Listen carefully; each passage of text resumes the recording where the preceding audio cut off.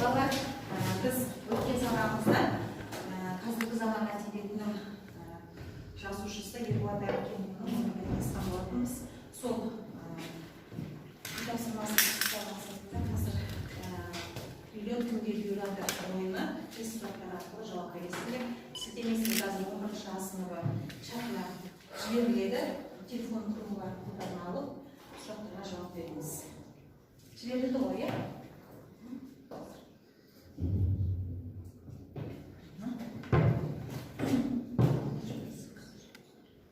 Осы қол сілтемені басып, миллион күнге бұйырады ойынына жауап бере берейік. Өзі жеке сұрақ, Әбікен ұлы елге қашан келді?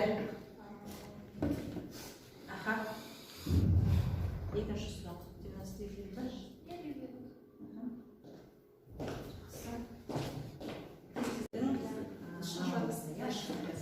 Ал енді бейнелеу үшін бір-бірімізге ыстық жылы өнеріміздерімізді айтайық.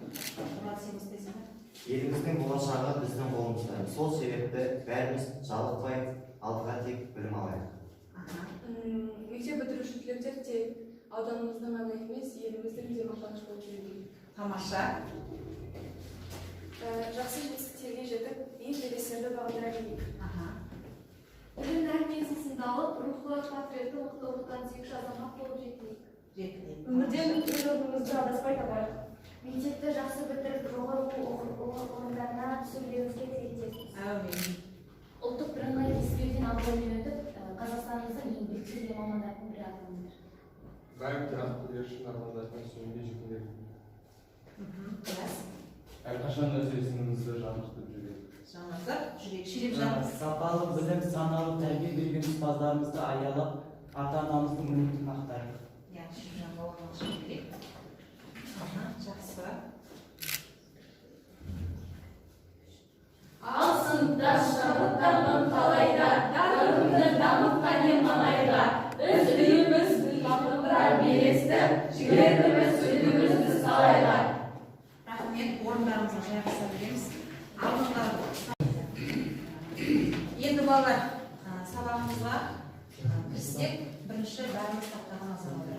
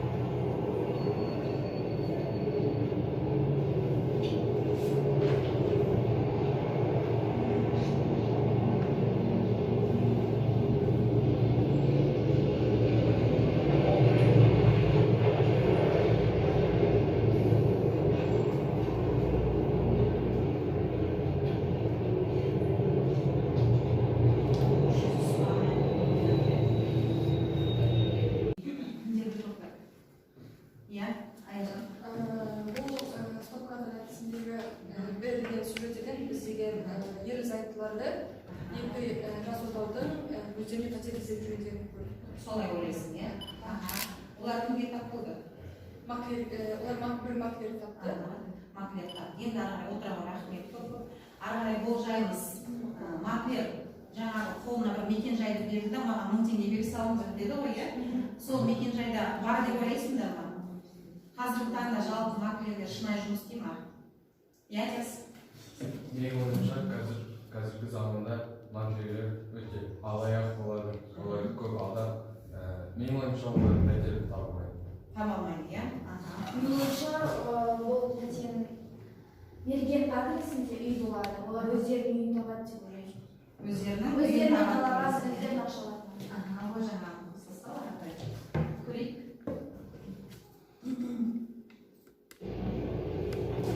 Енді екі жас қолыстасы жаңағы пәтер орнында бар, мекен-жайы бойынша соны. Күлеріне қарап таба болады, иә?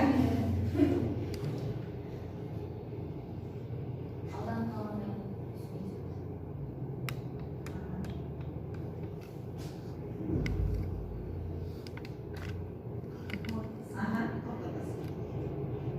Бір қараусыз қалған бір мекемеге келді, иә? Сонымен материал не істепті? Енді жалпы фильм не туралы екенін біліп тұрсыңдар ғой, иә? Яғни не туралы екен фильм? Пәтер, жалпы екі жастан пәтер іздеп жүрген. Бүгін біздің сабағымыздың тақырыбы Ерболат Әбдікенұлының пәтер іздеп жүргендік несі әңгімесі. Енді балалар, алдыңғы өткен сабақта жаңа қайталап айттым ғой, Ерболат Әбдікенұлының біз өмірбаянымен танысқанбыз, сабақтың соңында біз сендерге ұсынған болатын үйден сол әңгімені оқып танысып келеміз деп, иә, 11-ші сыныптың оқушысы. Қазір сендерге сол оқып келген әңгіме бойынша берілетін тапсырма. Мен мына жерге плакатқа екі тапсырмадағы да QR кодпен белгілеп қойдым. Егер де түсініксіз болып жататын болса, осыны жаңа сканерлер QR кодты әңгімені тауып алсаңдар болатын шетінен тұр. Бірінші топтарым жаңа миымыздайды, өз үйім тобына берілетін тапсырма бұл концептуалда кесте. Яғни сұрақтар берілген, осы сұрақтарды өмірмен байланыстыра отырып жауап береміз. Бұл бірінші топ өз үйім тобына беріледі. Екіншіміз оқиға тобы, қатемін тобы, оқиға таулы деп аталады. Яғни таудың етегінен жоғары жағына қарай әңгіменің бүкіл сюжеттік композициялық талдауын талдап шығамыз. Әңгіме сендерде де ілулі тұр, керек болса сканерлеп алып керек жерін оқып аламыз. Иә, жазбайсыңдар. Сендерде фломастер бар ма? Бар, иә? Тез-тез бір 5 минут жетеді ғой сендерге, иә? Тез-тез болмай. Әңгімеде не мәселе көтерілді?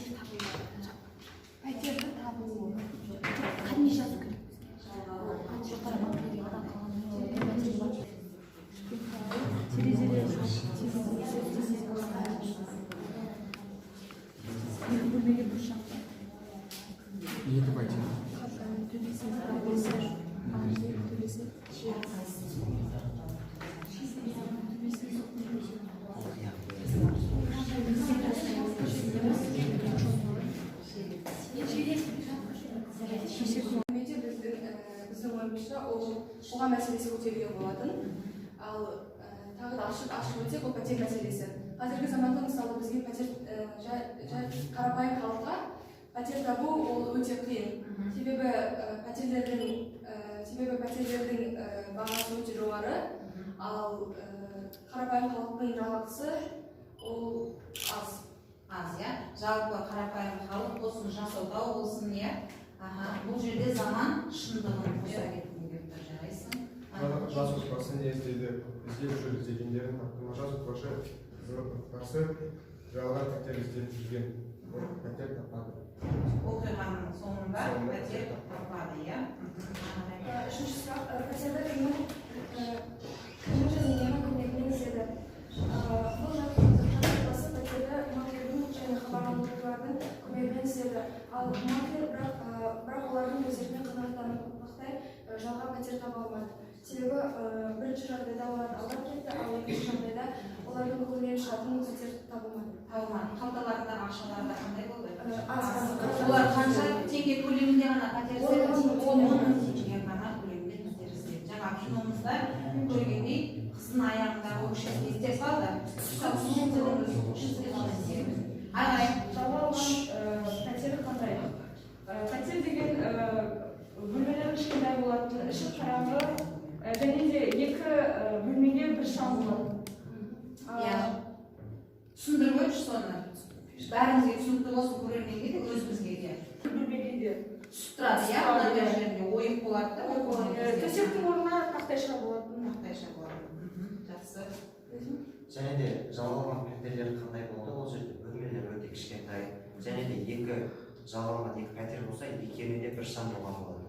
Және төбесі ойық болды, жаңбыр жауған кезде ішіне су төгілетін, және қабырғаларында тесіктер болған болады. Мысалы, бұлар ұйықтап жатқан кезде екінші жақта жас отбасыда бала шағасымен болды. Олар ауырып бала шағасы жылаған кезде бірін-бірі ұйқыларын бөліп тыныш ұйықтай алады.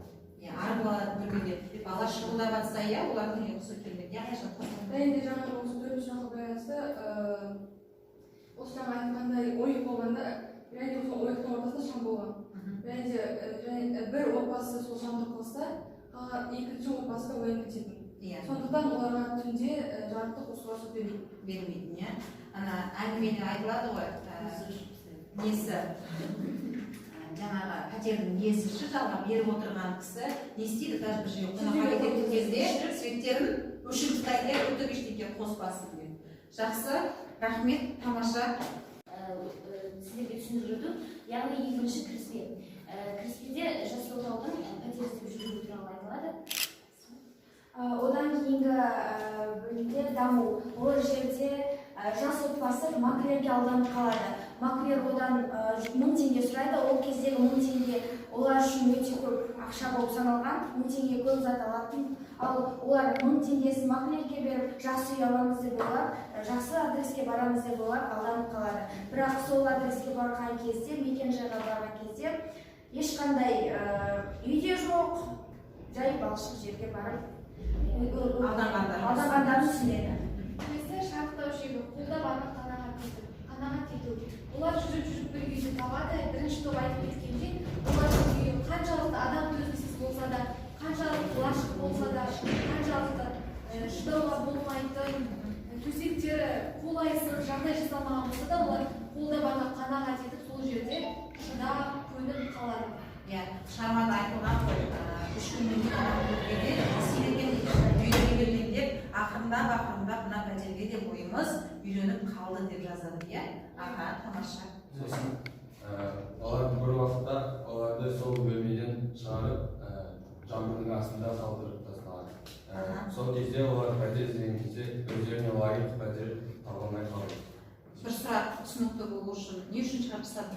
Өйткені сол иесінің қонақтары келіп, сол жерге олар сыймайды деп, оларды үйден шығарды. Бір туыстарым келіп тұрады, туыстарым келеді. пәтерді босатып кеткен, иә? Ары қарай шешілді.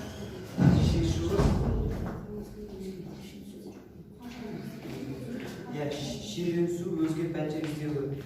Олар бағана бірінші топ айтып өткендей, сол маклердің мекен-жайы бойынша берген үйі өте тұруға жарамсыз болған. Сол үшін олар соған шыдамай басқа пәтер іздеуі. Ал енді шешімінде олар ақыры не пәтерсіз, баспанасыз қалғаннан кейін қайтадан аялдамаға барып, сол жақта жаңбырдың астында тұрады да, сосын шетпен-ұшқа қарай жол тартады. Яғни бұл жерде біздің айтқымыз келгені, бағанағы бір пәтерде тұрды қолға барған қанағат деп. Ол жерде енді қазақ болғаннан кейін үйге қонақ келмейді емесін келеді. Яғни бағанағы жас отаудағы қыздың ағасы үйіне келген кезде жаңбыр жауып тұрғандықтан шай ішіп отырған, тамақ ішіп отырған столдарына төбеден су ағып, сол жердегі өте қолайсыз жағдайлар өте ыңғайсызданып, өздері де бүлдіріп болып қалады. Сол үшін де шығып кетеді. Және де сол жердегі пәтердің иесі өте дөрекі кісі болатын. Ол кісі басқалардың жағдайынан үйден қызықпайды. Оған өзінің басты мәселесі шешілсе болды деген сияқты. Пәтердің иесі қай өкілі болды? Сол да түсінікті болды. Ағасы ағасы келіп шешіп тұрған кезде төмен жоғарыдан сулар тамшылайды. Тура ағасы қонаққа келген кезде жанында жауады да, оның артынан бірге дастарханға нелер түседі? Шағына түсінікті болсын. Рахмет, көп өзіндік пікірін білдіреді. Жазамыз. Ары қарай екінші топқа өз үйім тобынан байланыстырушы тақырыптағы көтеріп отырған мәселені осы өмірмен байланыстырамыз міндетті түрде, қазіргі білімнің барлығы осы өмірмен байланыстыру. Зерттеуші ішінен жаңағы әңгіменің тұрақты сөз тіркестерін табады. Сендерге жаңағы QR кодты қайтадан қойып қояйын, жоқ сканерден алдыңдар ма? Бар ма?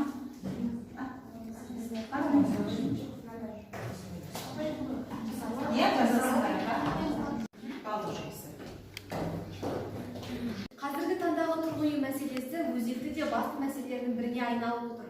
Үйім болмай, күйім болмас дегенді, пәтер азабы жанына батқан жандардың жете түсінетіні де анық. Әсіресе ауылдан қалаға арман қуып келген жастардың әркімнің ескі құсқысын жалдап, айдың аяғында оның ақшасын төлей алмай қиналатындар да қаншама.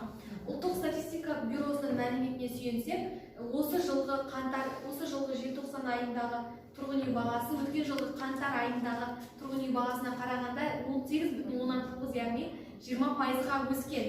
Бұған ең алдымен шешім қазіргі таңда құрылысшылар тұрғын үйді өздерінің қаражатына салып отыр, яғни бағаларын да өздері қалағанша қойып үстіне қосып отыр. Ал бұларға қарапайым халық жағдайы мүлде жетпейді. Енді қарапайым өзіміздің түсініктігімен қазіргі таңдағы ең ауқымды мәселенің бірі болып отыр. Осы тақырып шынайы өмірмен негізі байланыстыратын болсақ, бұл тақырып өте ауқымды, өте жақсы. Саяси тақырып. Қазіргі таңда пәтер ол өте күрделі нәрсе, пәтер табу деген. Ол пәтер тапқан күннің өзінде ол пәтер саған ұнай ма, оның тұрмыс-тіршілігі саған өзің көңіліңе шыға ма деген мәселе де бар. Оның бағасы да бағана айтқандай, сол пәтердің иесінің өзінің қалауынша болады бағасы. Ал оның бағасы көптеген осы пәтер іздеу жөніндегі қанағаттандырмайды. Сондықтан да қазіргі таңда айтатыным осыны басты мәселелерді көтеріп, осыны бір жақсы етіп қолға алса деген. Зерттеушілер, яғни бұл жердегі тұрақты бұл жерде бізде сөз тұрақты тіркестерін табу керек болды мәтіннен. Ер жігіт бір терінің ішінде неше ат неше сеніледі. Яғни бұл жерде мәтін бойынша олар көптеген пәтерлерді іздейді. Бір пәтер тапқаннан кейін сол жердің жағдайына үйренісе бастайды. Ол жер өте нашар болса да, суық болса да, терезесі жоқ болса да, барлығын төзуге тырысады. Және бұл жерде 3 күннен кейін адам көргеннен үйренеді. Сол сияқты ол да сол пәтердегі суыққа да шыдайды, жаңағы шамның арғы жағындағы бөлмеге де шыдап төзеді. Басқа салсақ мінесің ғой деген. Яғни басты ой халық жағдайын талқылау.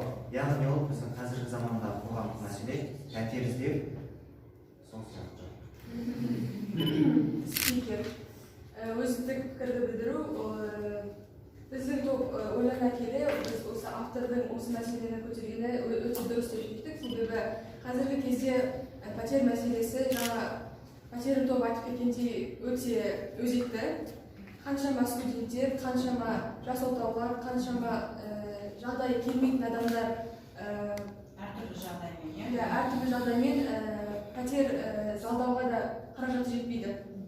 Бұл жерде және тек қана пәтер мәселесі емес, қаражат мәселесі де талқыланады. Жақсы, рахмет. Бір жұлдызы беремін, себебі маған осы топтың айтқан әр пікірі, сөйлеген айтқан ақпараттары, барлық айтып жеткізген сөздері маған қатынады. Себебі осы пәтер іздеп жүреді мәтіндегі барлық мазмұны бойынша жақсы түсініп алдым. Барлық нәрсені дәлелмен сөйледі. Екінші жұлдыздарың бар ма, жоқ? Бар. Өз үйім тобының бағана тапсырмасы өте толықты және түсінікті болды. Маған оларға тапсырмалар ұнады.